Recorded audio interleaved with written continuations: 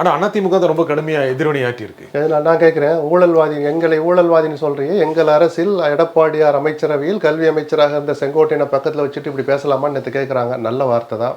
பனையூர் பண்ணையாருன்னு ஒரு புது பட்டத்தை வேறு கொடுத்துருக்காங்க.